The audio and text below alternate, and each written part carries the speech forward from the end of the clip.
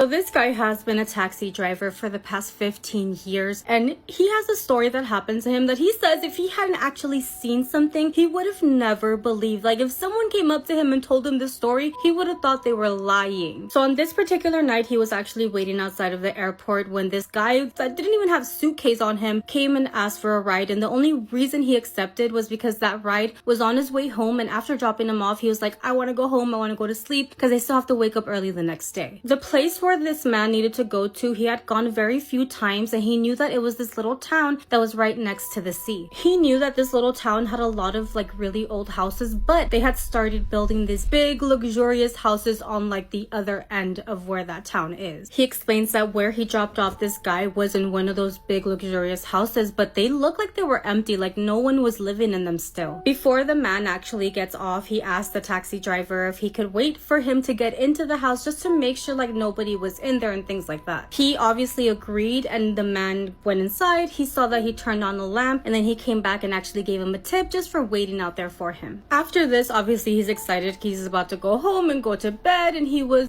thinking of all of this when something really weird happened. He doesn't know if maybe he got like confused or what happened, or he read a text from his wife, but as he was driving, he actually missed the exit that he had came in through, so he was about to get lost in that little town. That's when he realizes that he ended up in the part of that little town by the sea where all the old houses were and not the big luxurious ones that he had left that guy in. He wasn't familiar with this town, but he said that it seems empty, almost like if nobody was there, so he didn't know if it was dangerous or if it's not, so he didn't want to get too in deep to that town, so he decided to stop on the side of the road so that he could use his phone's GPS so that he could get the hell out of there. So as he's sitting there trying to get the GPS on his phone, he explains how he heard a woman's voice, and he didn't know if the woman's voice was saying something or if it was singing, but I guess because the woman sounded so far away, it would get distorted by the time it got to where he was. Obviously, he looks up and he's trying to find the voice of the lady, and that is when he realizes that there is a woman in the back seat of his taxi. He didn't even hear the door open, he didn't hear anything, but by the time he knew it, he looked back and the lady was telling him to go. She was telling him to press on the gas, drive right now, and let's get out of here. He ends up telling the lady, hey, I'm no longer in service. I'm a taxi for the airport and this was my last stop. I'm sorry, I cannot take you home. As he's telling her this, he couldn't see this lady's face because she was turning back. She was looking at the back window, almost like if she was looking for something and she was really scared. When she finally turns back to look at him and tell him, go push the gas, we need to get out of here, he ends up taking her seriously because at this point he thinks maybe she's in danger, maybe somebody's following her, so he ends up pushing on the gas. At the same time that he's pushing the gas trying to get out of there, he explains how it almost felt like a really strong wind just got to where they were. And then he heard it again, that voice of the lady singing or talking very distorted, and at the same time the lady in the back seat was begging for him to hurry up and get out of there. He says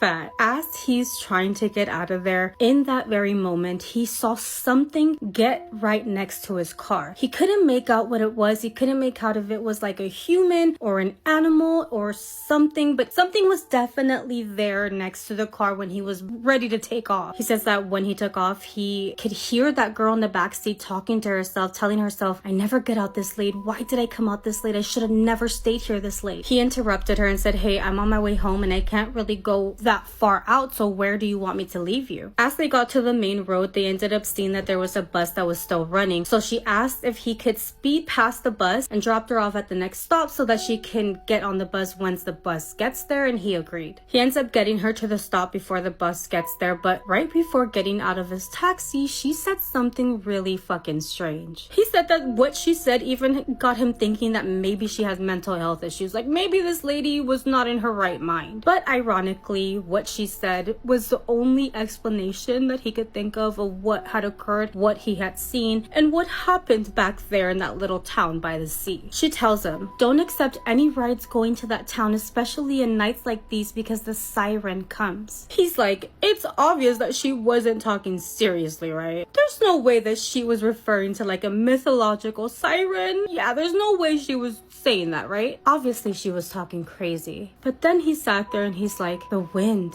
The sound of the lady's voice is singing. that thing that got to the car right before it actually hit the gas. Like, that's the only logical explanation. That's the only answer that makes sense. He's like, all of this happened. All of this actually happened. I'm not making it up. I heard a voice. I heard a singing. The lady got in. She was scared of something. I saw something get to the car, but I hit the gas. And unfortunately, the only logical explanation for what occurred is what this lady is saying, and I think she's crazy. I believe her, because what the fuck? Like, she said she was scared. I don't think she was talking crazy other than like a siren, obviously, but when she was talking to herself, it seemed like she knew. Maybe like the town knew. Like the town knew. She knew she shouldn't have been there that late at night. She's telling herself, I should have known. I should have left early. I shouldn't have stayed this long. I'm just glad the guy listened to her. Can you imagine what would have happened? We wouldn't have even had this story, would we? No, they'd be gone. They wouldn't be here. Okay, calm down, relax. What do you guys think? This girl emailed me and told me that her friend's family had a mimic in their house and that it was absolutely terrifying them, and I can see why. We're gonna call this girl Anna for the story. So this happened about 7 years ago when Anna was 15 years old, and Anna lives in New Zealand, and so do her friends. Sarah and David lived in a 2-story home with 3 bedrooms upstairs. Everything else was downstairs. There was a separate bathroom even at the bottom of the stairs, and that's important to know. And then there was what they called a toilet room at the other end of the stairs, and I'm assuming that this was just a bathroom with a toilet that didn't have a bath or a shower in it, and that the other one at the bottom of the stairs did have a shower. This house was also up by the forest near the back of the town. Sarah and David had a big family. They had 3 siblings, and their cousins were always over, so their house was always very lively. One day, Anna goes over to their house, and they're just chilling, when suddenly Sarah and David bring up something called Ghost Sarah. They're calling it Ghost Sarah. So Anna's obviously like, what are you guys talking about? What is Ghost Sarah? And Sarah and David proceed to tell her that a couple days prior, Sarah was downstairs using the bathroom when her mom started angrily yelling for her upstairs. So Sarah comes out of the bathroom, and she walks into the living room, and she's like, what is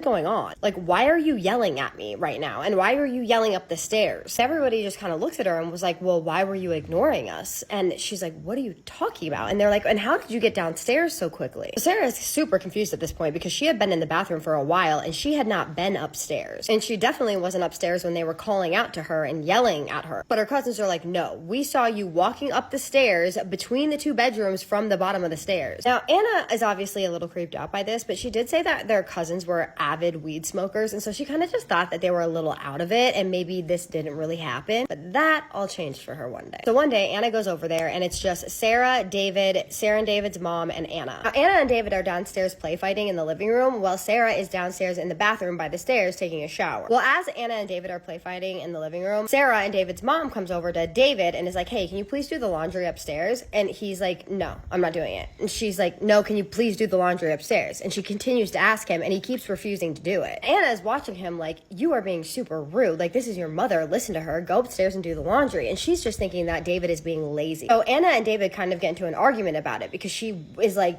respect your mother. Go upstairs and do the laundry. Also, his mom was getting mad and she didn't want to leave. So she was like, you know what? I'm just going to do it. I'm just going to go upstairs and do the laundry because you're obviously not going to do it. But as soon as Anna goes to get up off the couch, David grabs her arm, looks her dead in the eye with the most fear she has ever seen in his eyes in her life, and says, do not go up there. Anna at this point is very confused because she's thinking, why should I not go up there? So she asks him, she's like, why should I not go up there? And he just looks at her and goes, just don't go up there. It is not good up there, especially if you go up there alone. Anna's like, okay, so come with me. If it's not good to go up there alone, then you just come with me and we'll be fine, right? As they're talking, Sarah peeps her head out of the bathroom and she asks her mom to get her some underwear, and then she closes the door. Well, as soon as her mother walks away from the bathroom to go get Sarah some underwear, suddenly they all hear this boom, boom, boom, boom, boom, boom, boom, upstairs in one of the bedrooms. Anna looks at David and she's like, look, Sarah's upstairs now. Let's go. Like, it's fine to go. Sarah's upstairs. There will be 3 of us now. But David just keeps refusing, and she keeps asking him, keeps refusing. And finally, Anna is like, listen, I heard her run up the stairs and I just heard her upstairs. Let's go. And he goes, yeah, I heard it too. That's not her. They keep arguing for another couple of minutes because at this point she is like, what is going on here? Like, you just don't want to do the laundry. Let's go upstairs. What is wrong with you? And as soon as they're in the middle of arguing, they see Sarah walk out of the downstairs bathroom and she's drying her hair and she's like, hey guys, what's wrong? Anna said that at this point, she just froze. Her blood ran cold because remember, it was only David, Sarah, their mom, and Anna in the house, and they were all downstairs. Now at this point, Sarah is also downstairs. She came out of the bathroom. She was never upstairs. So David just looks at her and goes, I told you that. And she is just kind of in shock at this point. But then their mother comes over to them and they're like, listen, if you don't go upstairs and do the laundry, then Anna needs to go home. So all three of them decide that they're going to go upstairs and they're going to go do the laundry together. Couldn't be me. They go up there, and I'm assuming at this point Anna's like, listen, I need to see if somebody's up there. Is this a joke? So they go up there. Anna said that she checked all the rooms with them. Every single room, every nook, every cranny, there was no one up there. And there was no way for anyone to get downstairs without them seeing them because they were at the bottom of the stairs. Anna said that she still thinks about this to this day, and that she also wants to add that they were 13, 15, and 17 at the time. And so it wasn't like an overactive child's imagination. They were teenagers. Anna says that she has other stories about this house and that if we want to hear them, that she can send them. So if you guys want me to email her back and ask for them, then let me know and I will email her back. I would like to hear her other stories because that is so creepy. To hear that banging sound and that like someone literally like stomping up like the stairs and then in their room is absolutely terrifying to me. I would leave that house immediately. And there's no way in hell I would have went up there. No. No. I understand her wanting to see if there's actually anyone up there, but like she knew there was no one else there. So she's brave. You are brave, Anna. But what do you guys think about this story? Do you think that this is like a mimic, a doppelganger? Like what do you think this was? And if anyone else has any mimic stories or doppelganger stories, I want to hear them. Send them to me. Drop all your thoughts, opinions, and suggestions in the comments. But as always, please be respectful. And with that being said, we're now going to do my favorite part, which is the shout out. Sky and Ben, thank you so much for the comment that you left underneath my video, and you said that you will be 8 years sober in December, and that is so amazing. Congratulations. 8 years is such a long time to fight, and it does get easier over time. It gets so much easier and so much better, and I'm sure you're in a place where you just appreciate it at this point. But I am so proud of you. I hope you're proud of yourself. I appreciate your comment. I appreciate you watching my spooky stories. I know you said you're a silent listener, but I just love the fact that you watch them anyways, and I just appreciated that comment so much, and I just wanted to let you know and just tell you that I love you. And congratulations, girl. Marilyn and Travis won. Thank you so much for what you said. You said that I was the best storyteller on TikTok, and that's such a nice thing to say. I also really appreciate what you said underneath that video. I will never stop telling these stories, so don't you worry about that. And I just appreciate you being part of my community and being kind and watching my videos and engaging. You have no idea what that means to me. I hope you know how much I appreciate you as an individual. I love you, girl. With that being said, my name is Kaisa, and I tell your paranormal experiences on here every single night that you submit to me or recommend to me. So if you're into that, hit that follow button, and I just need you to do 3 things for me. And what are those? Keep sending me your scary stories, have a safe night, and what's the third one? Say it with me. Have a spooky night. Love you so much, my spooky babies. I'll see you in the next one. Spooky kisses and haunted hugs. Message from someone named Michelle who said she's been holding on to this story for almost 30 years and she still has no explanation for it, but she said it's 100% true, it's very spooky, and there's actually other people that will vouch for her that this actually happened. She said almost 30 years ago, when she was 25 years old, she was hired to run this bar and restaurant, and she was basically hired to bring this bar back to life because it was not very busy, struggling to get customers, and she was working very, very hard to revive it.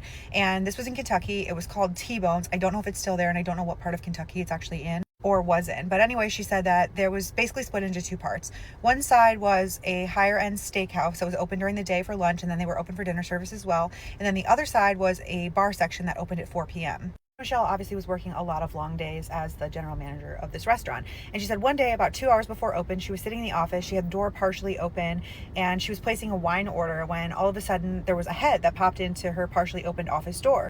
She didn't recognize this person. It was a man. She said he looked like old paintings of Jesus. I don't know how else to describe it. But she said he also had this very calming presence about him. But he pops his head in and he says, "I'm here about the assistant job. Your employees told me that I could find you back here." Before, Michelle had actually decided that she was going to hire basically an assistant position, somebody to run errands, to go to the local farmers markets for local produce and to the local butcher shops for local meat. But she said she hadn't actually posted that job anywhere yet. But she figured that one of the other employees must have known this man and told him about the job. She's like, perfect, this must be a referral. Now I don't even need to find somebody. Come on in right now. I will interview you on the spot. And she starts telling him about the job, and he's like, this all sounds great, except for I don't have a car. And she goes, that's really not a big deal because it's for the company. You can use my car. Really weren't any other issues. She said he seemed perfect for the job. He was very well spoken. She put him at about 45 years old. Even though he didn't tell her who referred him to the job and said that he didn't have any experience doing anything like this before, she was like, it's just basically a personal assistant. Like, how hard could it be? But she tells him, like, basically, let's try it out. You can work for a couple days and see if you like it. And if it goes well, then we'll fill out your paperwork. Because he also said that he wanted to be paid in cash. And also, before you come for her, I've worked at dive bars before, especially in my early 20s, and a lot of these places did pay under the table back then. I got like $15 a shift, so it's not that unlikely, especially years ago. She said life got busy. She never actually ended up filling out the paperwork. She was paying him cash anyway, and it just was what it was.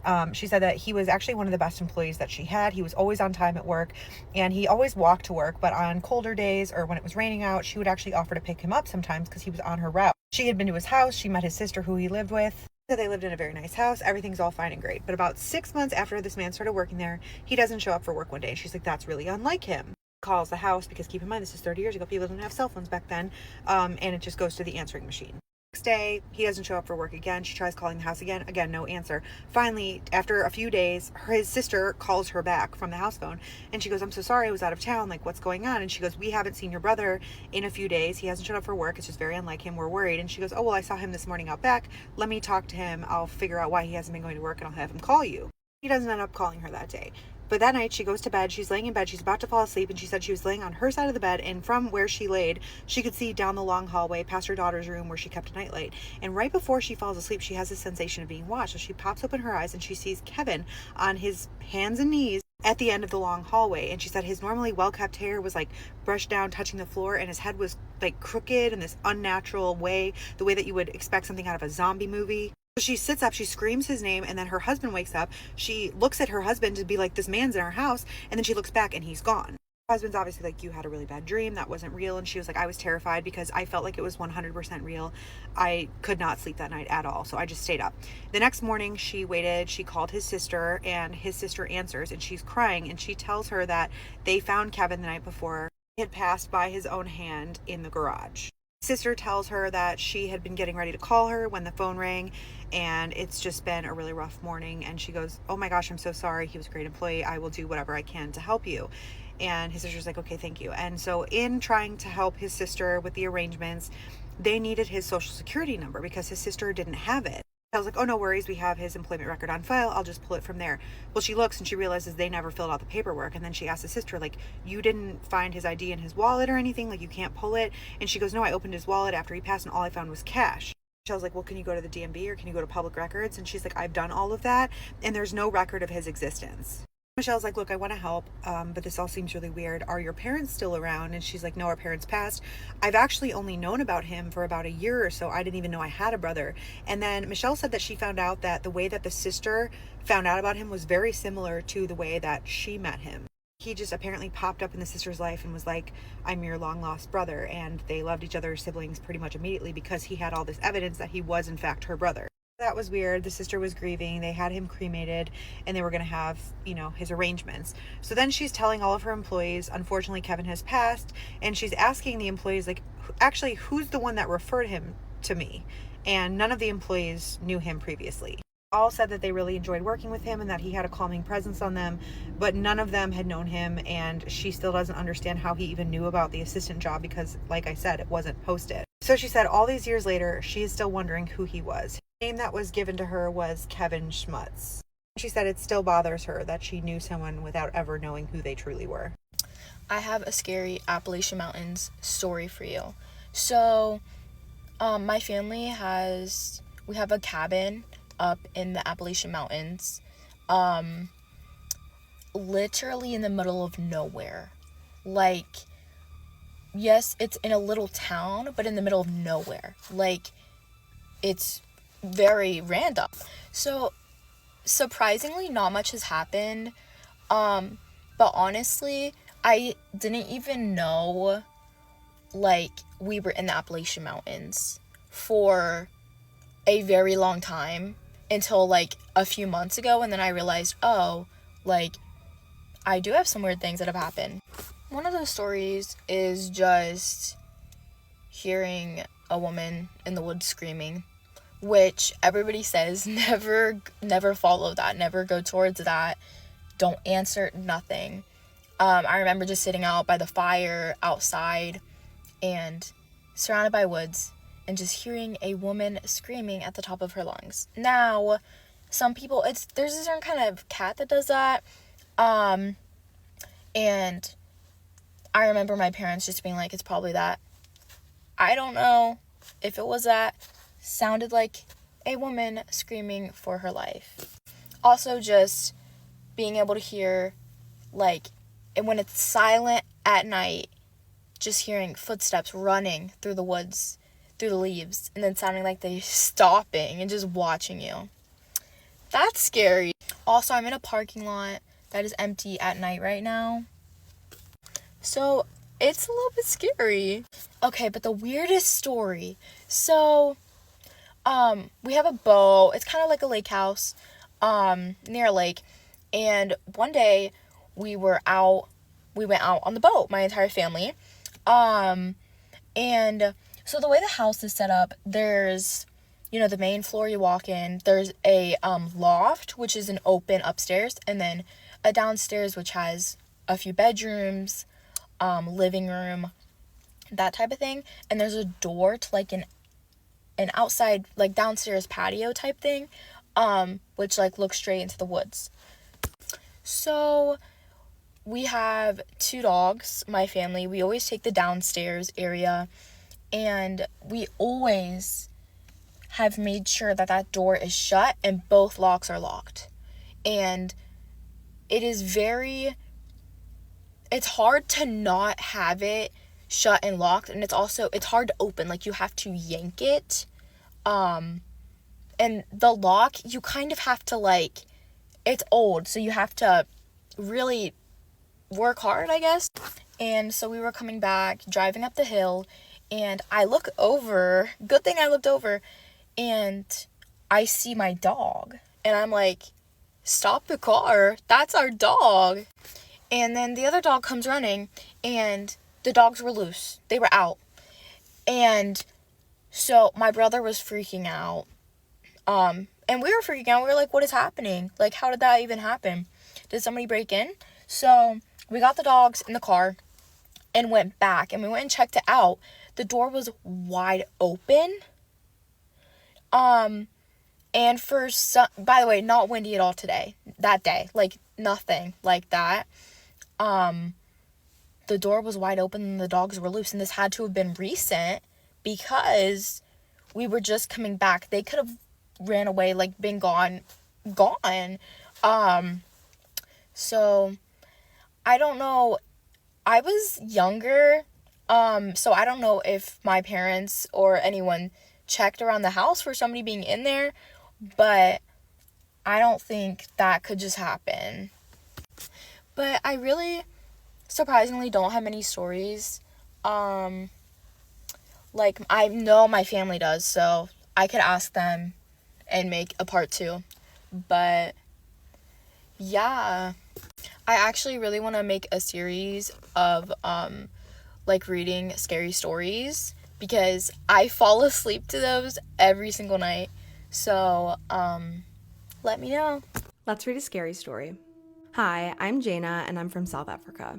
When I was in high school, around 14 to 15 years old, we moved into a lovely big house. The house had 4 bedrooms, 2 bathrooms, and a very big kitchen and living room. The first 3 bedrooms were close to each other, and the other one was way at the back of the house. I have 2 brothers. One of them is 2 years younger than me, and the other is 12 years younger than me. He was still a baby back then. Obviously, my mom said the 2 rooms closest to their bedroom had to be my brother's rooms. My bedroom was way at the back of the house. You could walk through the kitchen and turn left just before you reached the back door. On the left was my bedroom. In my view, it was an odd place for a room to be. When I stepped into my bedroom, it gave me an eerie vibe as if someone was watching me. During the first month we stayed there, weird things started happening. The kettle in the kitchen would turn on by itself, and things we were looking for would be in a totally different place from where we had left them. One night, I remember this as if it were yesterday, I was laying in bed watching The Vampire Diaries. It was just after 1 a.m. I suddenly heard a strange sound on the roof. It sounded like someone was walking around with chains. I immediately ran to my mom's room and woke them up because I thought someone was outside trying to get into the house. My stepfather went outside, but there was nothing and no one there. Then it sounded like gunshots, loud and clear. We called the police. When they arrived, there was no sign that the door had been tampered with or that a gun had been fired. None of the neighbors heard anything. So what was it? The sound of the chains on the roof happened almost every night. We unplugged the kettle and it would still turn on by itself. One night, I wanted to get water from the kitchen. As I walked in, I felt like I wasn't alone. I quickly grabbed something to drink from the fridge, and when I turned around, there it was. A big, tall, black, shadowy figure standing about 30 centimeters away from me. I couldn't scream. I couldn't move. I closed my eyes and started praying. After about 2 minutes of standing there, I opened my eyes and it was no longer there. This was around 1 a.m. I ran to my mom and cried a lot. Very early that morning, I had a bruise on my arm. It looked like a burn wound, slightly blue and purple. I believe that the shadowy figure was the cause of it. My baby brother never really felt comfortable enough to sleep. He would cry at strange times during the night. Eventually, my parents couldn't handle it anymore and we moved out of the house. Today, I still wonder what it was and what happened in that house. Was it just a normal haunting or was it something sinister? I later heard that the house was bulldozed. I've always wondered if it was because of the sinister thing that was attached to that house. Thank you so much, Jana, for sending this story in. I'm glad that you guys have moved out of that house now. There was definitely something sinister happening in this house. I think by the sound of like chains and gunshots, I wonder if the family or people who lived in that house prior somehow were killed and their energy is still on that property. And like you said, I wonder too whether or not the house being bulldozed was related to the sinister hauntings, like if anybody else had experienced the same thing. Either way, super, super creepy, and thank you again for sending this one in. If you guys have any stories you'd like me to read, please email them to me and I will get to them if I can, and I will see you in the next one. This story is really creepy and very sad. This man named Jade said that when he was a child, he was very close with this little girl named Lisa. When they became teenagers, they got very close and were kind of an item, but they did split up when it was time to go off to college because they were going to 2 different places. Jade said a few years had passed and he had moved on. So one night he gets up to go to the bathroom and he walks hazily into the bathroom, does his business, and is standing there washing his hands in the sink. And he said he didn't bother turning on the lights and he looked up into the mirror. And y'all, there was Lisa standing there in the doorway in the reflection. And then he hears her voice and she says that she still loves him and always would. And then she turned and walked out of sight. So there he is gripping the sink, standing there in shock, trying to wrap his head around what he just saw. So he's trying to rationalize it, thinking maybe it's some kind of sleepwalking dream. And then he kind of goes into his bedroom and lays down and tries to go back to sleep. But he said the pillow smelled just like her. He said it was like she could have just been in that room, the way it smelled. And then as he slowly drifted off to sleep, he said he felt the warm presence of her up against his back. So the next morning he wakes up and there's no sign of her, no scent of her, no indent in the covers. He just kind of writes it off as a dream until he gets a phone call from his mom. Jade's mom went on to tell him that Lisa had passed away recently because she was unalived by her current boyfriend. I guess he got drunk and angry and hit her, and that was that. Jade said, I guess she stopped by to see me and say goodbye one last time. And then he said, here's to you, Lisa, 20 years later, and you are still the only woman I ever truly loved. How freaking sad is that? Let me know what your thoughts are in the comments, and if you have your own creepy story, I would love to hear it. And if you're new here, you gotta follow for more creepy story time. People believe that dreams are just our brains making up random stuff, but other people believe something else could be happening.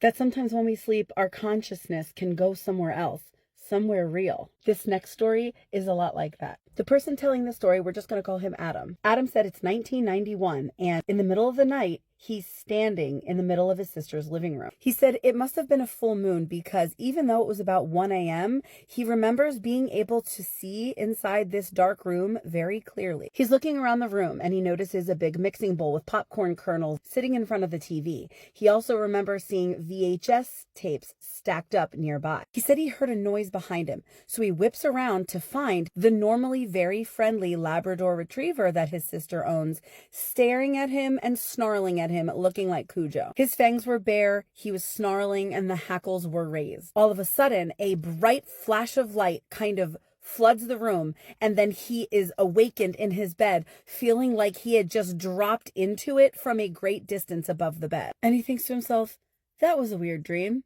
And then he eventually falls back to sleep. So the next morning, Adam wakes up and he decides he's going to call his sister because he wants to tell her about this weird dream he had. And when she answers, she interjects and she starts telling him about something crazy that happened to her and her husband last night. So Adam says that his sister and her husband were awakened the night before around 1 a.m. to the sound of their dog snarling and freaking out. They thought that an intruder was in their house. Her husband gets up and he grabs his pew-pew and he makes his way into the living room, where he does see the dog in the middle of the dark living room staring at something he could not see, snarling with its hair raised. So he flicks on the light and nothing is there. And then the dog kind of just turns around and goes back into the bedroom like nothing had happened. The husband checks the property, checks all around the house, and when he finds nothing, he goes back to bed too. Adam and his sister are going back and forth, and they were talking about what they were doing that night. And she said, yeah,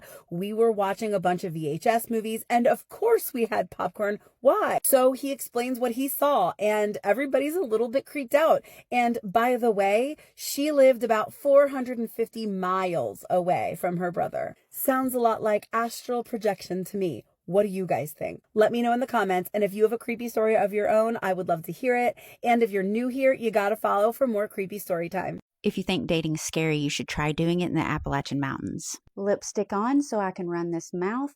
Now focus. Scary story time. 2 years ago, Michaela started dating this guy. They'd been dating for like 3 weeks. Everything was going great. He was normal but quiet and outdoorsy, a little different than what she was used to, but she was all about it. Well, he calls her and he's like, hey, we're going camping, me and a bunch of my friends. It's going to be like 8 of us. You should go with us. Immediately, she's like, yeah, okay, yeah, I'm down to go. She didn't really want to go out in the woods if it was just going to be them, but since it was going to be a group, she's like, yeah, let's do it. Well, the day before they're supposed to leave, he calls and he tells her like, hey, bad news, everyone's canceled, but it's fine. We're still going to have a good time. She tells him, like, hey, why don't we just reschedule? I'm not really comfortable being out in the woods with you. I barely know you. He tells her like, I thought you were like a mountain girl. Everything's going to be fine. And she just kind of knew better, but she decided to just go ahead and go anyway. So they're going up this trail and it's like on the edge of like Kentucky and West Virginia. And she said it was about 20 minutes in, then the trail just kind of turns into ruts and all of the things. They get out and hike another mile in. Now, she said they were already way deeper into the woods than she wanted to be with this guy, but they were there. It was fine. They set up the tent. Then it's around dusk. This dude goes over and stands at the wood line and he's just staring at the wood line. She looks at him like, what are you doing? Finally, she tells him, hey, you're creeping me out. What's going on? He tells her, they always show up at dusk. Who's they? Like, what are you talking about? And he just ignores her. He just keeps standing there. Now she knows this is it. Will be the last time I ever have anything to do with this guy. I just have to get through tonight and it's over. So she's asleep in the tent. It's a little small tent. When around 1 or 2 in the morning, she wakes up to footsteps walking around the outside of the tent. Immediately, she's like, hell no, hell no. She opens her eyes. He's staring at her, smiling. And then he's like, I told you they would show up, like I told you. And he seemed like stoked about it, not scared at all. She could tell it wasn't an animal or a raccoon or anything. It sounded like 2 heavy boots walking around the tent. Then they stop right where her head's at. She thinks, okay, this is it. This is the end. They're going to unzip the tent, snatch me out. This will be all she wrote. That's the end of it.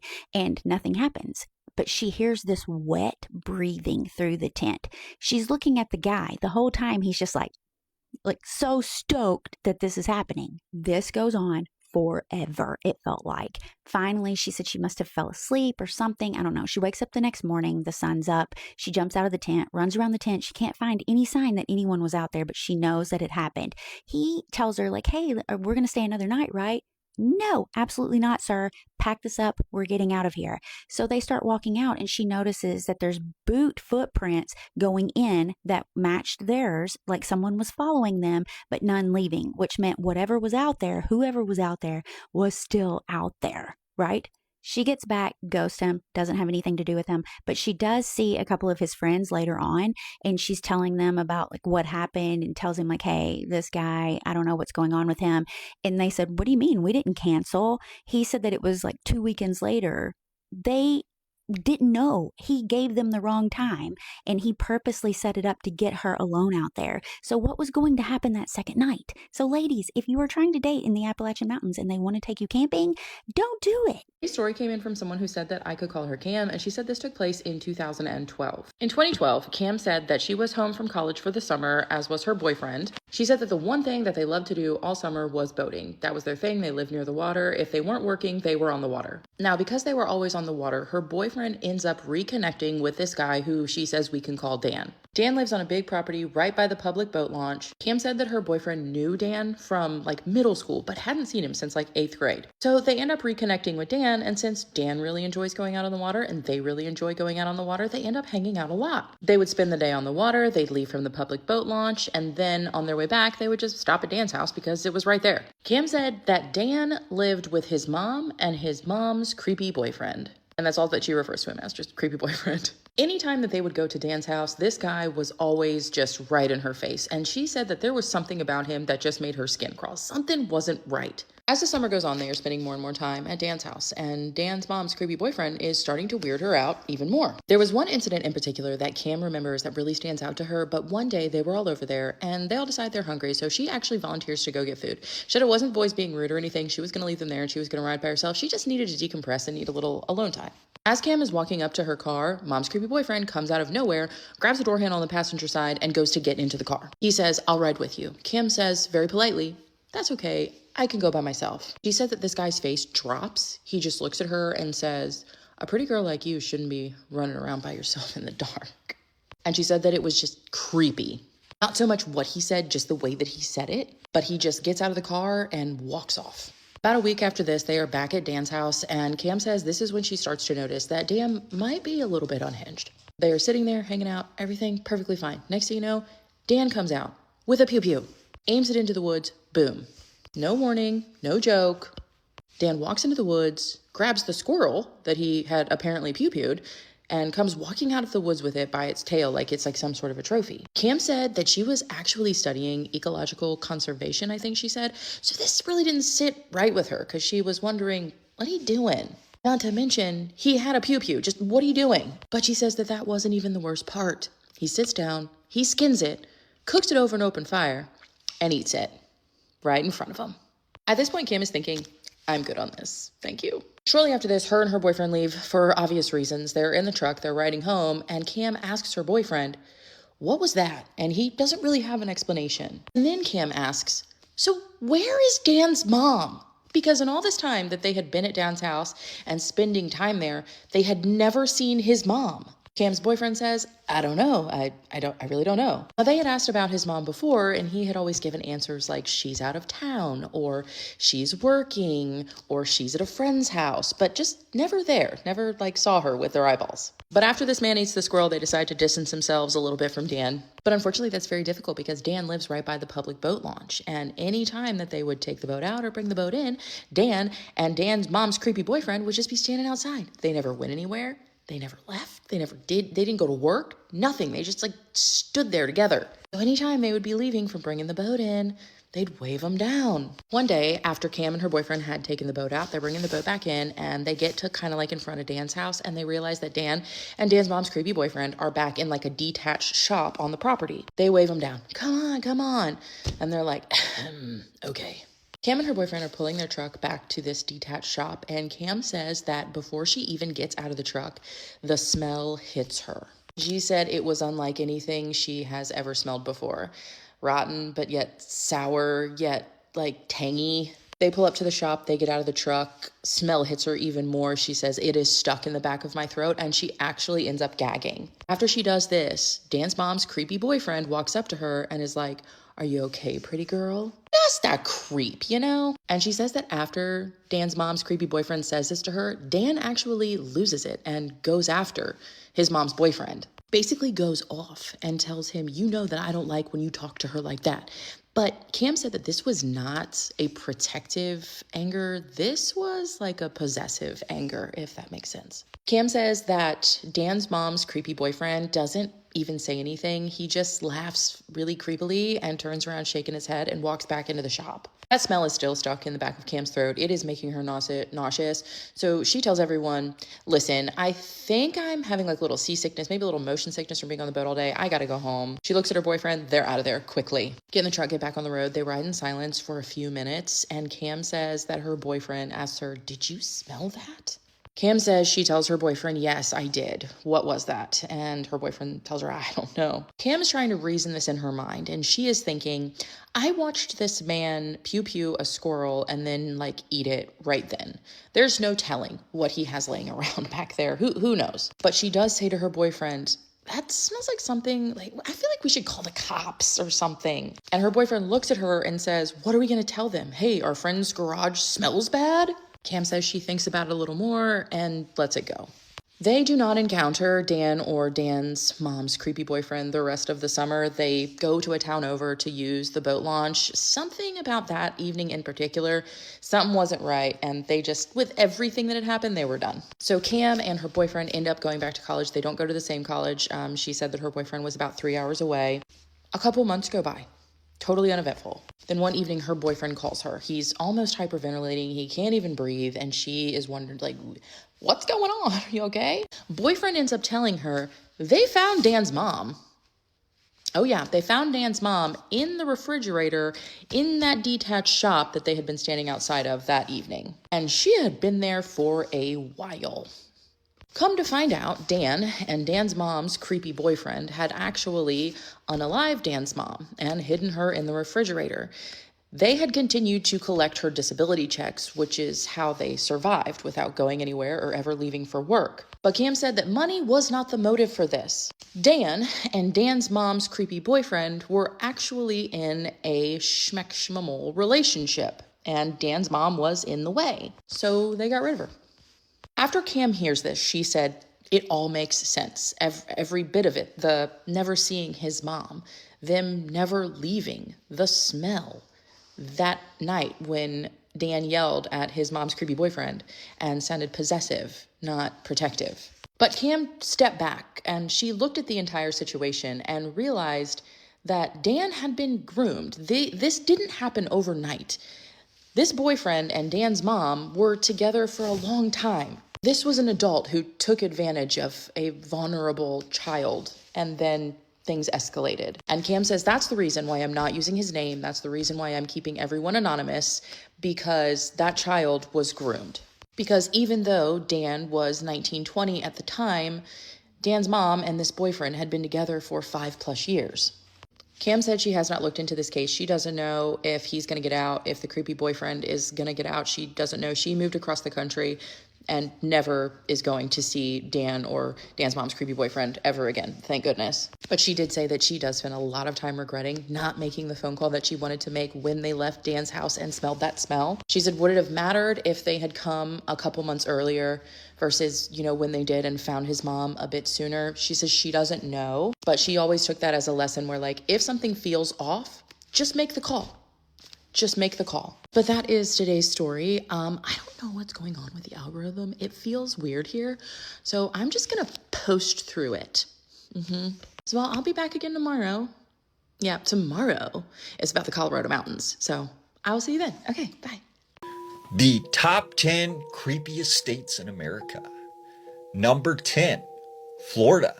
It's known as the Sunshine State, but it's also a hotspot for UFO activity. Now, it has its own version of Bigfoot, known as the Skunk Ape.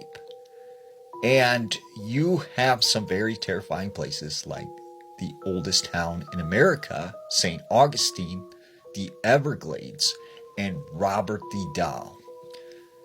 Number 9, Michigan. Michigan is infamous for dogman sightings.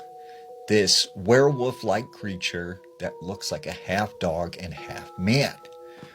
There's also the Paulding Light, the Legend of the Melonheads, and Manistee National Forest. Number 8, New Jersey, home to the Jersey Devil, which is also said to live in the Pine Barrens. This is a supernatural place where there have been tons of disappearances, UFO sightings, and paranormal activity. It's also home to the famous Clinton Road, the Mantis Man, and the Hooker Man lights. Number 7, Idaho. Idaho is known for a lot of Native American legends, much like the Water Babies. There's believed to be a giant monster in Bear Lake, and it's also said to be the home of the Hide Behind. Number 6, Vermont. Vermont is famous for the Bennington Triangle, this area that has had a large number of strange disappearances. It's also home to the famous Pigman, Champ, American's Loch Ness Monster, and even Bigfoot. Number 5, Utah. Utah is famous for Skinwalker Ranch. It's also known for the Great Salt Lake, which is said to contain an actual living whale.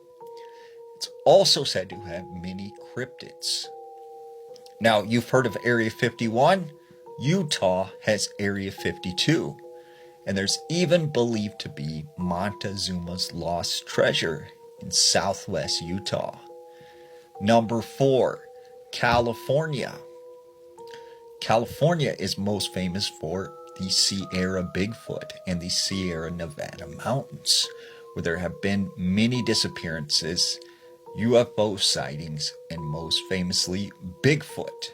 It's also home to the Battle of Los Angeles, Joshua Tree National Park, and the infamous Mount Shasta. Number 3, Washington. Washington is known for Bigfoot. This is Bigfoot country, where the most Bigfoot sightings in the United States have taken place. There is something known as the Bat Squatch. In the Bay near Seattle, they have had sightings of giant octopus, and even in the Cascade Mountains, giant spiders. Number 2, North Carolina. This is home to the Appalachian Mountains, famous for the Brown Mountain Lights. It's also believed to be home to spirits known as haints. It contains many different legends and lore, such as skinwalkers, wendigo, crawlers, and even pirate treasure on the Atlantic Ocean. And coming in at number 1 is none other than New Mexico. New Mexico is the mecca for UFO sightings. The infamous Roswell crash, Dulce underground alien base, the Socorro, Mexico UFO sighting. There are many Native American legends, such as an S-Walker. The Albuquerque area has many legends of spirits, and it is considered to be a hotspot for supernatural activity. So what do you think? What is your top 10 creepiest places? You know, birds are really creepy. I think that we sometimes forget birds are related to dinosaurs, and some of them are predators. And if they were large enough, they would eat humans. Now, I had a personal encounter with some birds that I thought was pretty creepy.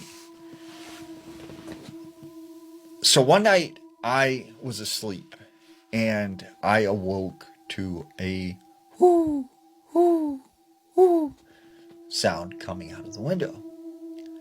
So I went over, I opened up the blinds, and I looked out into this tree that's in the backyard. And there's this big owl, and it's just staring at me. And I looked at the time, it was 3 a.m.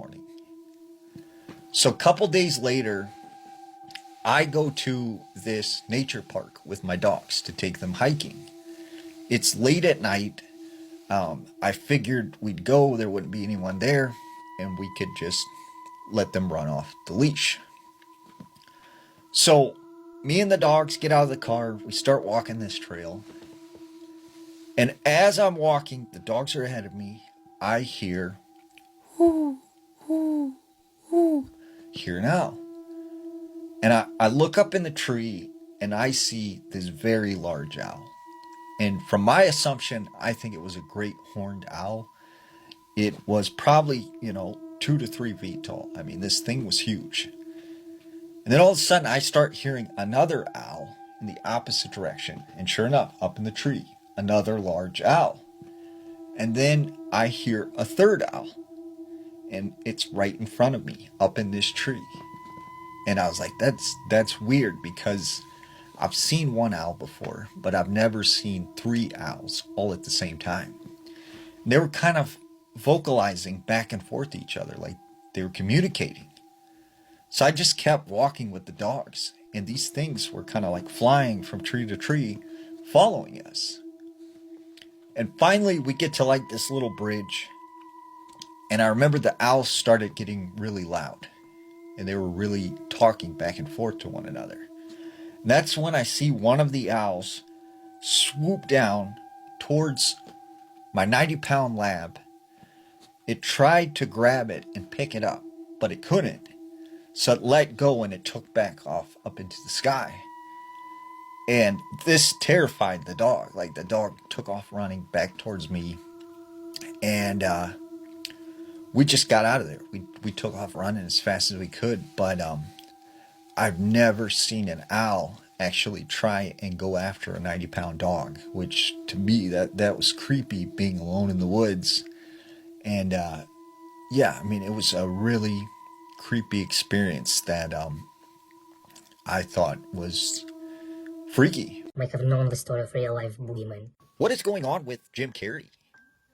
So recently, Jim Carrey was spotted at an award show, and he did not look like himself. Several people noticed that there was something off about his face. Now, a lot of people speculated that he was replaced by a clone, but I have another theory.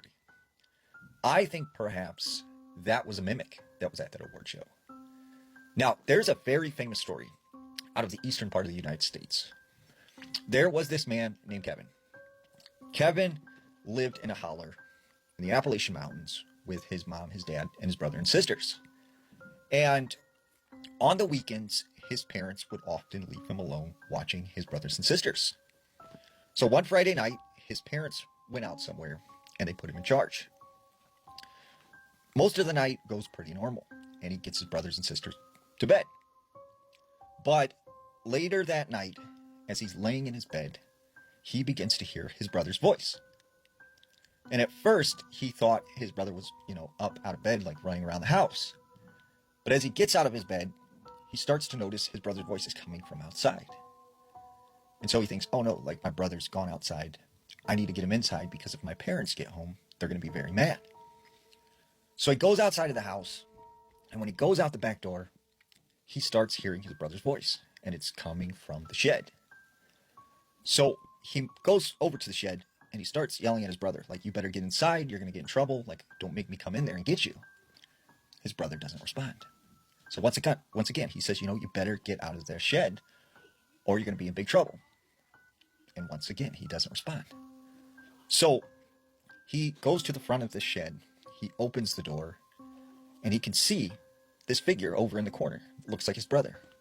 So he walks inside, and he says very sternly to his brother, you better get inside now, or I'm going to have to bring you in myself. And the shadowy figure moves over towards him. He says, brother, just patted him on the shoulder. And that's when he realized that that wasn't his brother.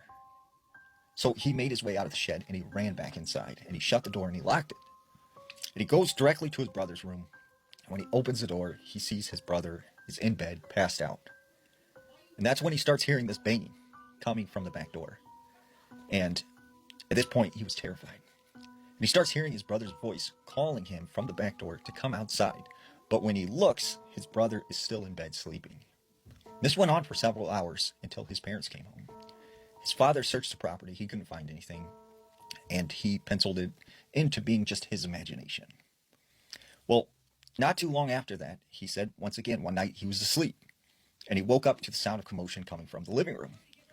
So he got up, got out of bed, went through the hallway, and he came into the living room. And he said that's when he seen his mom. She was sitting in a rocking chair, rocking back and forth. She was turned around to where he couldn't see her face. And when he looked over at the clock, he noticed it was 3:30 a.m. And when he looked back at his mom, she was knitting something. And he said that's when it occurred to him he just heard his mom snoring in the bedroom. So he turns around, he runs into her bedroom, and sure enough, there she is in bed. And when he wakes his parents and they go out there, there is no one there. But there is needles and a crocheted blanket sitting on the rocking. There are these rules, unspoken rules to a cemetery. Now, the number one rule of a cemetery, you do not go at night. The second rule of cemetery, if you drive by one, you do not look directly into it. You hold your breath when you get past the gate, and once you've driven away from the cemetery, you start to breathe again. When you go into a cemetery, you never stand on a grave. You never step over a grave. You go around it.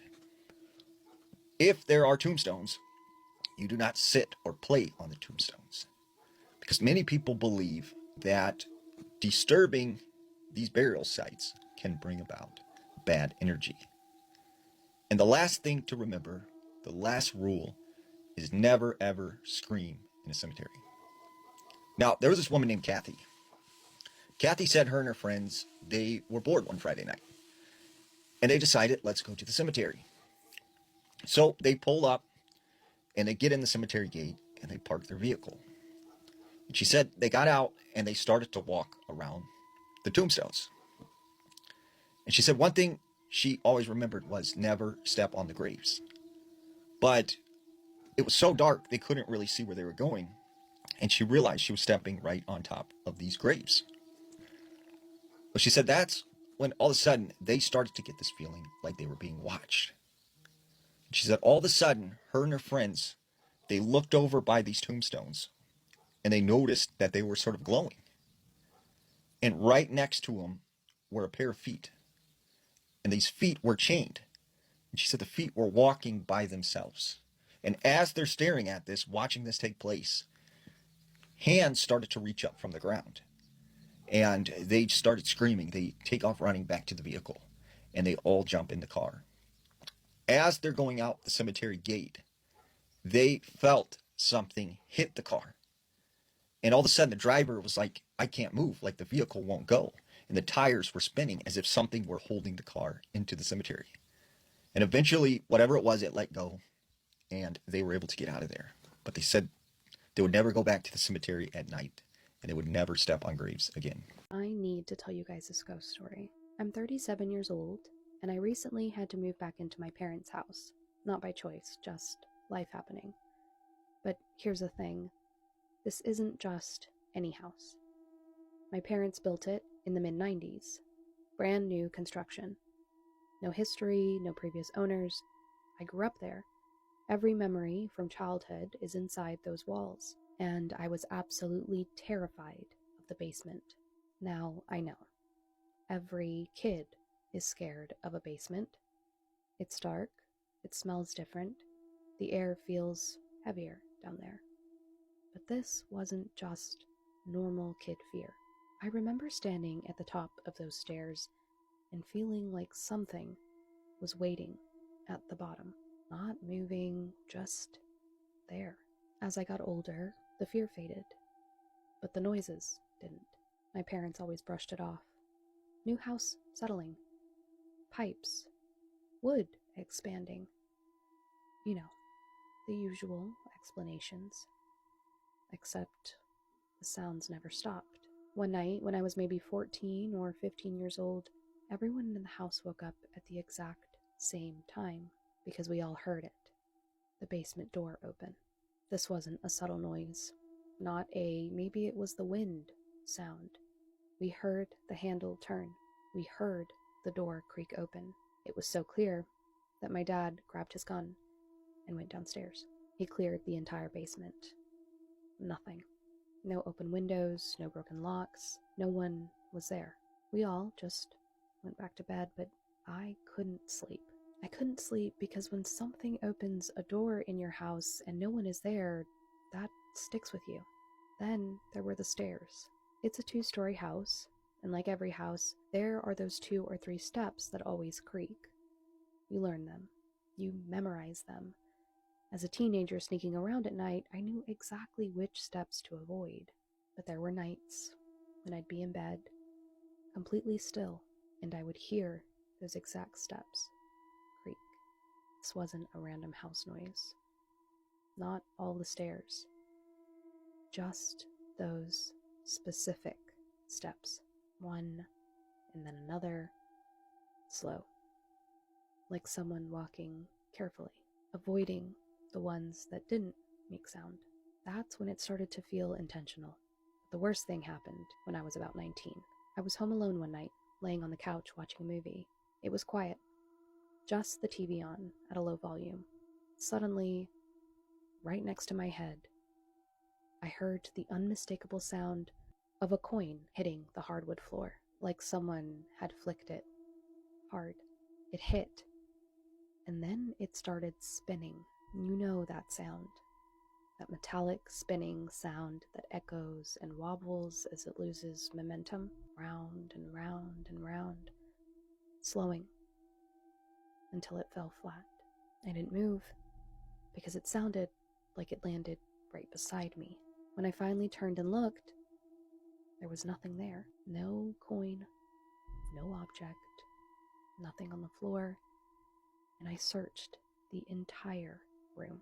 Under the couch, under the TV stand, in the cushions, there was no coin. After that, I moved out eventually, started my life, and honestly, I convinced myself it was all in my head. Old house sounds, imagination, childhood fear. I didn't think about it again for years, until now. I've been back in that house for 1 week. Just one. A few nights ago, I was asleep, dead asleep. And in the middle of the night, a large crash. It sounded like a pan or a metal tray had been dropped in the kitchen. Loud, sharp, and echoing. The kind of sound that jolts you upright instantly. I sat up in bed, and then I saw something. The light outside my bedroom door flipped on, the hallway light, and I heard footsteps. Heavy ones. My dad's footsteps. I heard him walk towards the stairs, and I heard him go down. I remember thinking, okay, good, he heard it too. So I didn't get up. The next morning at breakfast, I asked him what fell. He looked at me confused and said, "What are you talking about?" I replied, "The loud crash last night. You went downstairs to check it." He just stared at me and said, "I never got out of bed." I told him I heard him. The footsteps, the light, everything. He swore he didn't move all night. No one else in the house heard anything. No one. But I know what I heard. And the thing that keeps replaying in my mind isn't the crash. It's the footsteps. Because if my dad never got out of bed, then who turned on that light? I was just asking for it, I guess, at this point. Like, what is the matter with me? I was at my friend's house. This friend I knew since 4th grade. We were put together by the teacher for a study collab. We happened to be the 2 quietest students. I know they say it's always the quiet ones. So we had been friends for like 6 solid years at this time. I was dabbling in tarot cards and the Ouija. I was the dummy that broke all the rules. Were there always written rules in the box? I don't know. Back to the story time. I was at this friend's house and we were goofing around in her room. I must have gotten bored or something and constructed a Ouija board made out of a pizza box. We were alone in her room. Her brothers and sisters were probably eating in her kitchen or dining room. Well, when it was ready and we had our fingers on the planchette, I was so surprised that 1, my friend had participated at all. 2, that the planchette was moving at all. We probably asked the usual typical teenage questions. What boy liked us at school? How many kids would we have, etc. I have no idea what we asked when a strong wind came through the window that was very much closed, blew the curtains around, and her Debbie Gibson calendar on the wall fell right off. We probably looked like total idiots running out of the room, and of course, failing to close out the session. We were so freaked out. I remember not going back in, but my poor friend must have had to clean up that mess. The things we did was so stupid. I think we both regret that. I think she made me take it home with me, so I did. Another stupid idea.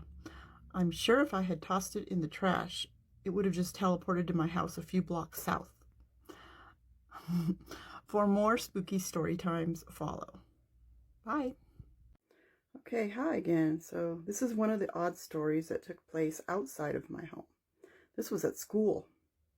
I attended 4th Avenue Junior High School in Yuma, Arizona. I was in English class, and the entire class was reading silently to themselves an Edgar Allan Poe book. But I think it had a collection of his stories, just like this one book, everyone had. Yeah, and I remember getting accustomed to my classmates being slightly younger than me because I had to repeat 7th grade. I had just barely scraped through the prior year dodging bullies. Excuse my dog there. She's not a bully. Well, this crisp fall or winter day, I was looking at some girl, Tiffany's boots, or shoes, and thinking to myself, how does she walk in those so easily? They have a heel on them, and if I tried to walk in them, I'd twist my ankle in a heartbeat. I kept being distracted looking at them, but my judgy/jealous side of me decided, hey, get back to your reading. It's more interesting than these witchy-looking boots. So back to reading. I started getting into the story, and it seems everyone was on task, and reading was so enjoyable. All of a sudden, I see a little bitty light in the crease of the book between the pages. You know what I mean? Right in the center. That light morphs into a normal size flame. Looks like one does after you spark up a match or a lighter on a light flame. I keep the book on the desk and slowly turn my head to see if anyone else is noticing it. If anyone else sees it. But no, I was totally ignored. So I assume nobody was witnessing this. Just me. There's no smoke, no burn marks happening. I stare at the little flame in the book, and it's not extinguishing itself. So I close it, and by now I'm too freaked out to read that book again. I don't remember if I told the teacher what happened, but I don't think so, because at this age I never spoke up. And I doubt they would have believed me. I've always been nervous reading or watching anything involving Poe. You see why. There are more story times coming. Have you seen anything, especially like outside of your home, paranormal? Stay tuned for more. Bye. In honor of International Women's History Month, I'm doing 31 Days of Women in Horror. Now let's talk about a woman who redefined survival in horror. Before she was the face of an entire generation, Neve Campbell was already stepping into the shadows. In 1993, she played Jessie Donovan in The Dark. In 1994, she even played in an episode of Are You Afraid of the Dark? The episode is called The Tale of the Dangerous Soup, and she played Noni Walker. Definitely building her horror foundation early on. Then 1996 happened, and she became Bonnie Harper in The Craft, a teenage witch discovering power, pain, and consequence. This role alone cemented her into cult horror history. Feminine rage, coven energy, soft-spoken strength turning into something formidable. And then Sidney Prescott. When Scream debuted in 1996, Neve didn't just play a final girl, she redefined one. She didn't just survive, she fought back. She carried the franchise through Scream 2, 3, and 4, then returned in 2022, and now just last week came back for Scream 7. After sitting out on Scream 6, her return proved something powerful. Sidney Prescott is not replaceable. Neve Campbell didn't allow her character to become sidelined. She stepped away when it didn't feel right and stepped back in when it did. That's feminine power, and that's knowing your worth. Nearly 3 decades later, she is still the blueprint. Neve Campbell didn't just survive horror. She became its heartbeat. Come back tomorrow for my 31 Days of Women in Horror for International Women's History Month. So I'm at this customer's house out here. Birds and shit. You know how it is. And I drove up and looked in the window. And when I got here, I saw something go like this. And I was like, that was weird. But you know how it is. Your mind plays tricks on you, right? And so I wasn't thinking anything about it. I saw it in another window, and I was like, ugh, gross. My head's being weird today, right? And then I walked out of this little pump house right here, and I walked that way, and then right there, I saw this black fucking smoky thing just shoot down the side of the hill, and that made me sick to my stomach. So I was like, all right, dude, something's wrong with my head or something. I'm like, got schizophrenia or something. And so whatever, I'm like trying to brush it off, but now I'm kind of like spook, you know what I mean? And so I went and grabbed my pipe wrenches out of the truck, and I set them up against this pump house, and I turned around to walk to the pump or whatever, and they fell over, and they're all chink, chink, chink, chink, chink, and I was like, oh, dude, I don't want to be here. It's gross.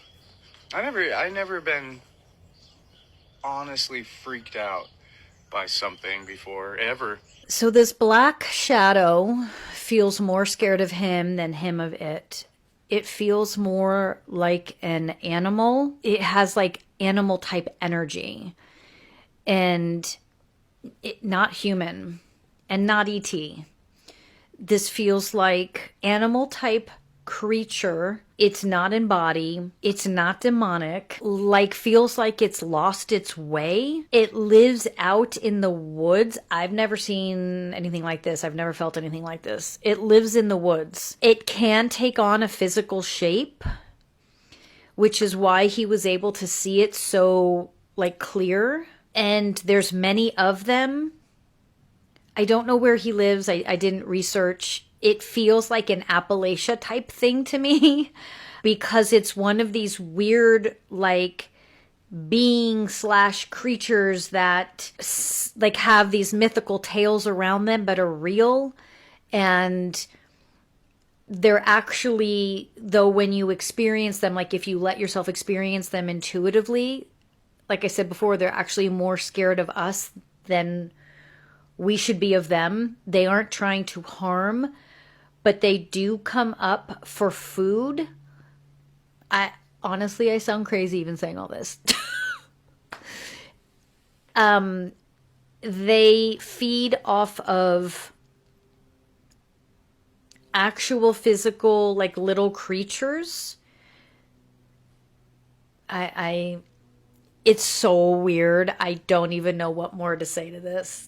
This is very weird. The reason why he felt sick to his stomach is not just because he witnessed something so bizarre, because the energy of these beings is rarely exposed to human life, to human eyes. It's like the nervous system gets wobbly because it's this unfamiliar energetic force and we're not sure what to do with it. It is so strange. It doesn't live in that home, though. That's not to say there's not stuff that goes on in that home. I don't know, but it doesn't live in that home. It's actually making me nauseous just reading it. So that's all I got.